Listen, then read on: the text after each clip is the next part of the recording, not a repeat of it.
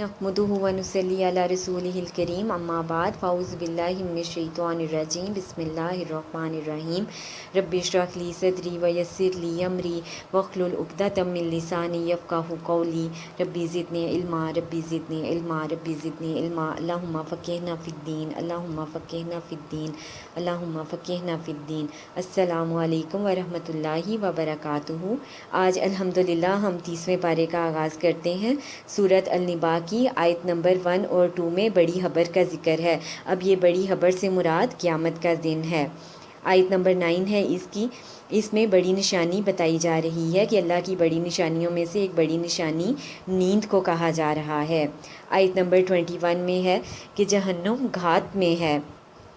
आयत नंबर 22 में कि ये जहन्नुम किसके इंतज़ार में बैठी हुई है, ये सरकशों का ठिकाना है और जहन्नुम सरकशों के इंतज़ार में है जो अल्लाह की नाफरमानी करते हैं, जो शिर्क करते हैं, जो कुरान को और उसकी आयत को झुटलाते हैं और उनका मजाक उड़ाते हैं।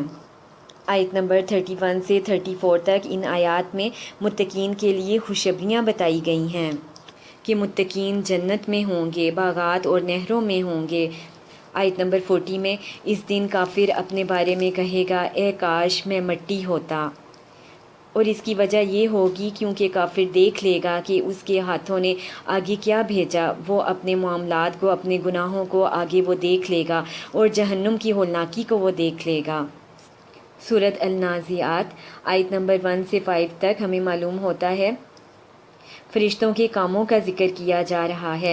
इंसान की जान डूब कर खींचते हैं और फिर आसानी से निकाल लेते हैं और तैरते हैं तेज़ी से, अल्लाह के हुक्म पर सबकत ले जाते हैं, अहकाम इलाही के मुताबिक वो काम करते हैं। इससे हमें मालूम होता है कि कायनात की हर चीज़ में नज़्म व ज़ब्त है। अब इंसान में ये नज़्म व ज़ब्त कैसे आ सकता है? अल्लाह के अहकामात पर अमल करके, अपने रब की तरफ रजू करके, अहकाम इलाही पर 100% अमल करके इंसान में ये अमल आ सकता है।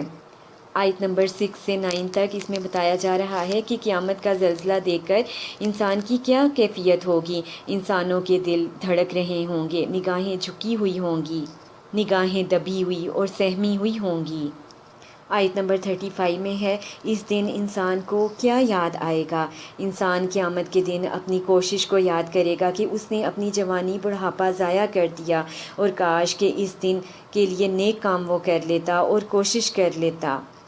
आयत नंबर 38 में है, इंसान ज़िंदगी ही के कामों में मगन रहा और कीमती ख़जाना जो अल्लाह ने दिया था इसे पीछे छोड़ दिया। अपना जायज़ा लें कि हमारी सोच का महवर आखिर क्या है, जन्नत कमाना या दोज़ख। सूरत अबासा आयत नंबर 1 से 3 तक इन आयात में एक सहाबी का जिक्र है और वो कौन थे? इब्ने उम्मे मक्तूम, जो नबीना सहाबी थे।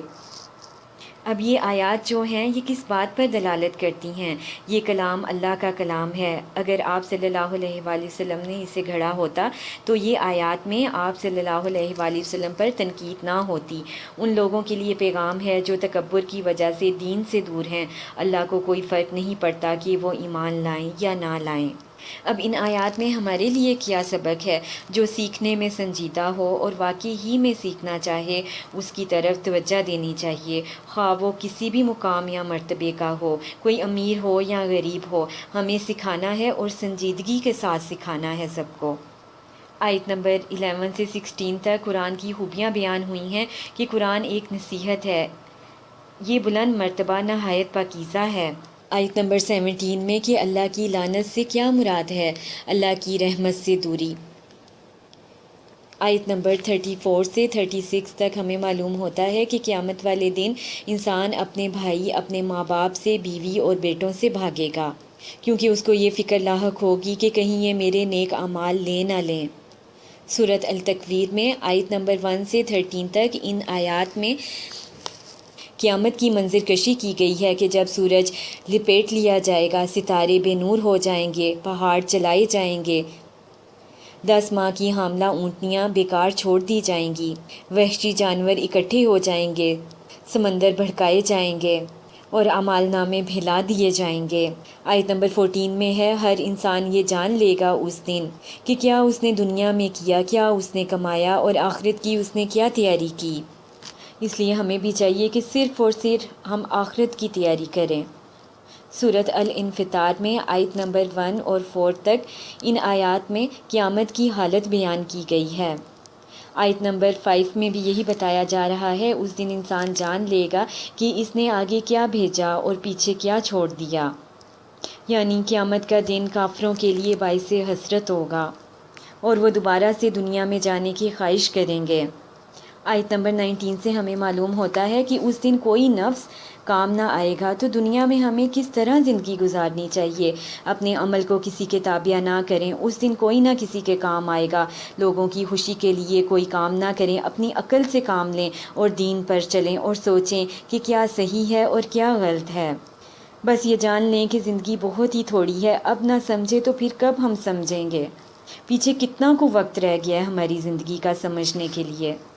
سورۃ مطففین آیت نمبر 1 ہے اس کی، ناپ تول میں کمی کرنے والوں کے لیے تباہی ہے۔ اب وہ لوگ یہ جان لیں جو ناپ تول میں کمی کرتے ہیں کہ اس آیت میں واضح اللہ تعالیٰ کہہ رہا ہے کہ ان لوگوں کے لیے تباہی ہے۔ آیت نمبر 2 اور 3 میں یہاں پر لوگوں کے دو رویوں کا ذکر ہے کہ لوگوں کے حق میں کمی کر کے دینا اور اپنا حصہ پورا لینا۔ اب ہمارے لیے اس میں سبق ہے کہ اگر ہم اللہ کی رحمت چاہتے ہیں تو ہمیں اپنے گناہوں سے معافی مانگنی چاہیے اور بہت زیادہ استغفار کرنا چاہیے۔ آیت نمبر 10 میں ہے کہ جس نے اس قرآن کو جھٹلایا، اللہ کی آیات کو جھٹلایا، تو ان کے لیے کہا جا رہا ہے ہلاکت ہے جھٹلانے والوں کے لیے۔ آیت نمبر 12 میں کہ کون لوگ جھٹلاتے ہیں، جو حد سے بڑے ہوئے ہیں، جو خواہشات نفس کی جو پیروی کرتے ہیں، جو اللہ کی دی ہوئی نعمتوں میں مگن ہو جاتے ہیں، وہی لوگ حق کو جھٹلاتے ہیں۔ ایسے لوگ اپنے گناہوں پر نادم نہیں ہوتے اور نہ ہی استغفار کرتے ہیں۔ آیت نمبر 13 میں لوگوں کا رویہ بتایا جا رہا ہے کہ لوگ قرآن پر غور و فکر کرتے ہی نہیں ہیں۔ جب پچھلی امتوں کا ذکر آتا ہے، ان پر عذاب کا ذکر آتا ہے، تو وہ کہتا ہے کہ یہ کہانیاں ہیں پچھلوں کی۔ آیت نمبر 14 میں انہی لوگوں کا ذکر کیا گیا ہے کہ ان کے دلوں پر زنگ چڑھ گیا ہے، اور وہ زنگ کیوں چڑھا ہے؟ ان کی جو انہوں نے کمائی کی، ان کے برے اعمال کی وجہ سے ان کے دلوں پر زنگ چڑھ گیا ہے کہ ایک کے بعد ایک گناہ یہ کرتے گئے اور کسی بھی گناہ پر انہوں نے استغفار کا رویہ نہیں اختیار کیا، تو ایسے لوگوں کے دلوں پر زنگ چڑھ گیا ہے۔ آیت نمبر 15 اور 16 میں ایسے لوگوں کا انجام بتایا جا رہا ہے کہ اللہ کا دیدار انہیں نصیب نہ ہوگا اور یہ جہنم میں جھونکے جانے والے ہوں گے۔ آیت نمبر 22 اور 26 میں ان آیات میں نیک لوگوں کے اجر بتایا جا رہا ہے کہ نیک لوگ نعمتوں میں ہوں گے، مسندوں پر دیکھ رہے ہوں گے، اپنے چہروں سے پہچانے جائیں گے۔ آیت نمبر 29 میں بتایا جا رہا ہے کہ با مقصد اور بے مقصد لوگوں کی کیسی گفتگو ہوتی ہے۔ با مقصد جو لوگ ہیں وہ فضول باتوں پر خاموشی اختیار کرتے ہیں، خود پر غور و فکر کرتے ہیں، با مقصد بات کرتے ہیں۔ اس طرح بے مقصد لوگوں کی گفتگو کا ذکر ہے کہ لوگوں پر باتیں کستے ہیں، مذاق اڑاتے ہیں، کھانے کا مذاق اڑانا، لباس پر تنقید کرتے ہیں، چال پر تنقید کرتے ہیں اور تبصرے کرتے ہیں۔ سورۃ انشقاق میں 1 سے 5 تک ان آیات میں بتایا گیا کہ رب کے حکم کی کون تعمیل کرتا ہے۔ آسمان، فرشتے، زمین، ہر چیز رب کے حکم کی تعمیل کرتی ہے۔ آیت نمبر 7 اور 8 میں بتایا جا رہا ہے کہ ہلکا حساب کن لوگوں کا ہوگا، جس کی کتاب نامہ اعمال اس کے دائیں ہاتھ میں ہوں گے، اس کا حساب ہلکا ہوگا۔ اللہ تعالیٰ ہمیں بھی انہی میں شامل کرے جن کا حساب ہلکا ہوگا، آمین ثم آمین۔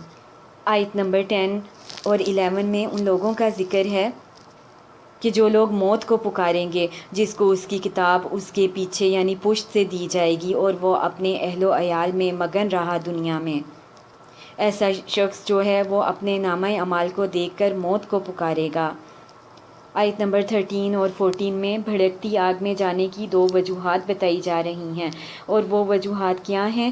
وہ اپنے گھر والوں میں خوش رہتا، یعنی وہ اللہ کی دی ہوئی نعمتوں میں اتنا مگن ہو گیا کہ اس کو اپنے دنیا میں آنے کا اصل مقصد ہی وہ بھول گیا۔ اور دوسری وجہ یہ ہے بھڑکتی آگ میں ڈالے جانے کی کہ ایسا شخص جو ہے وہ یہ سمجھتا تھا کہ وہ ہرگز نہ وہ لٹایا جائے گا۔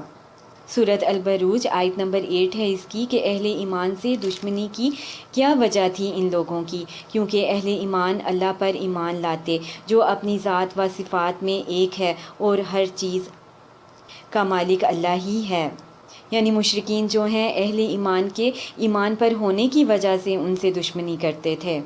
آیت نمبر 10 میں ہے کہ جہنم کا عذاب کن لوگوں کے لیے ہے؟ جنہوں نے مومن مردوں اور عورتوں کو تکلیف دی اور پھر توبہ نہ کی، ان کے لیے عذاب ہے۔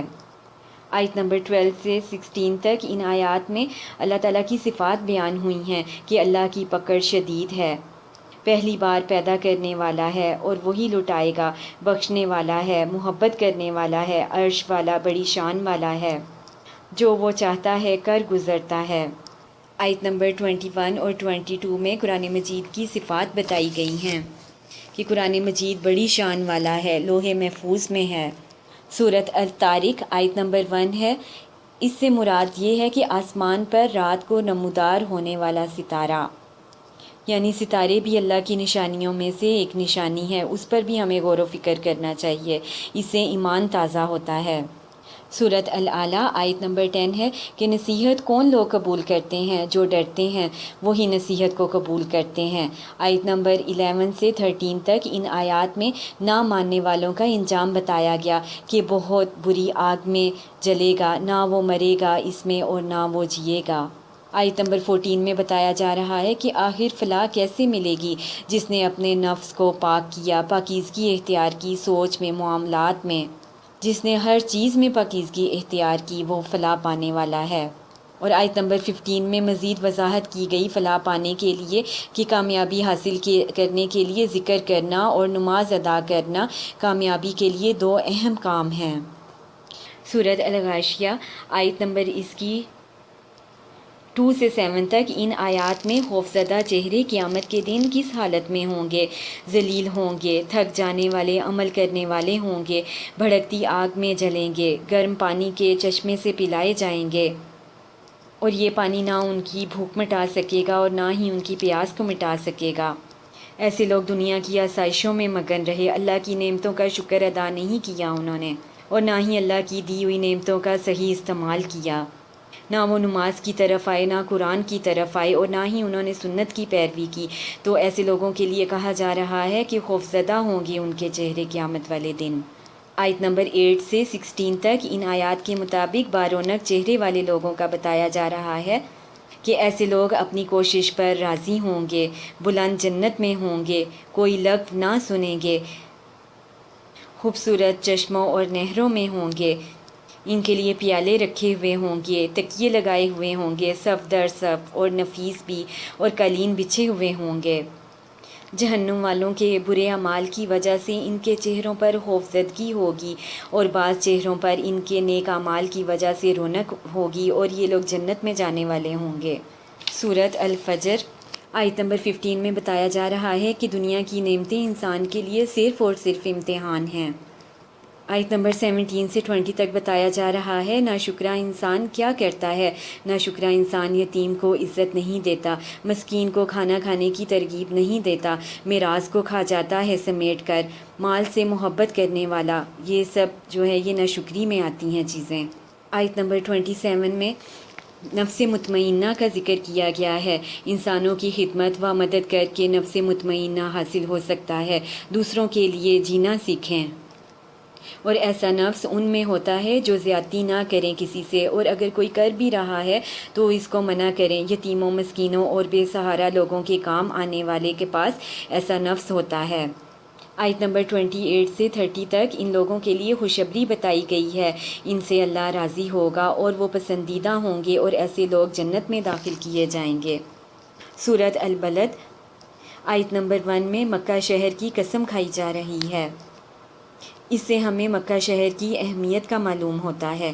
آیت نمبر 4 ہے اس کی کہ زندگی کی حقیقت بتائی گئی کہ انسان دنیاوی نعمتوں کے لیے مشقت کرتا ہے، حالانکہ اصل مشقت اور محنت کی ضرورت تو اصل نعمتوں یعنی مرنے کے بعد کی نعمتوں کو حاصل کرنا ہے، یعنی جنت کو حاصل کرنے کے لیے مشقت کرنی